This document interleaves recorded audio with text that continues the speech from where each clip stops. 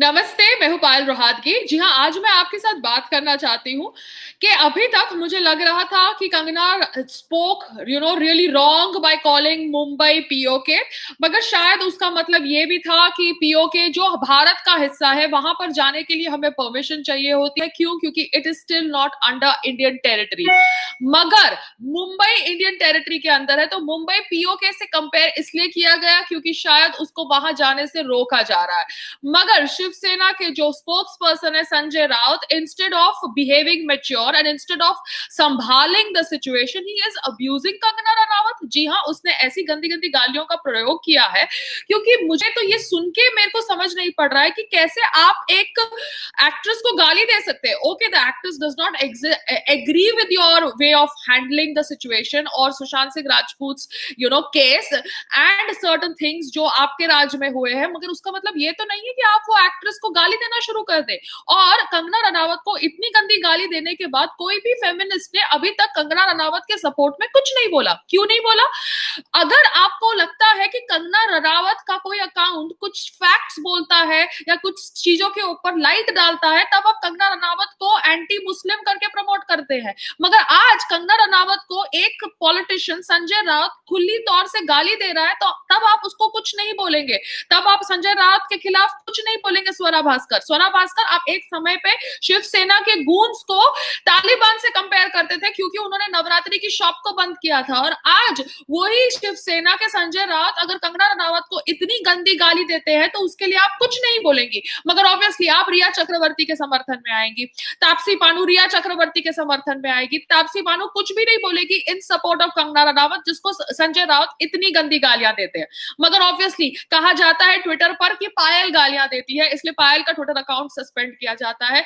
रंगोली गाली देती है, इसलिए रंगोली का ट्विटर अकाउंट सस्पेंड कर दिया जाता है। अब कंगना के ऊपर निशाना साधा हुआ है। क्यों? क्योंकि कंगना सिर्फ ड्रग नेक्सस के ऊपर जानकारी देना चाहती थी। देखिए, कंगना सुशांत सिंह राजपूत से डायरेक्टली जुड़ी हुई नहीं है, ना पायल रोहतगी जुड़ी हुई है, ना कोई लोग जुड़े हुए हैं जो सुशांत सिंह राजपूत के फैंस है, मगर वो सब आवाज उठा रहे हैं। मगर संजय राउत का ये बयान, I hope he is given some notice by the National Commission of Women, because ऐसे आप किसी भी औरत को गाली क्यों दे रहे हैं? Just because you don't agree with her and just because she does not agree with the functioning of Mumbai police or with the functioning of Shiv Sena does not mean that she does not respect Shivaji Maharaj, Chhatrapati Shivaji Maharaj. Everybody respects Chhatrapati Shivaji Maharaj because वो एक भगवान की तरह थे। उन्होंने हिंदू साम्राज्य का सपना देखा था जो आई थिंक मोदी सरकार के रूल में पूरा हो सकता है। प्लीज आप लोग समझिए, हिंदू साम्राज्य का सपना पूरा होगा, हिंदू राष्ट्र हिंदुस्तान बन के रहेगा। अगर मोदी सरकार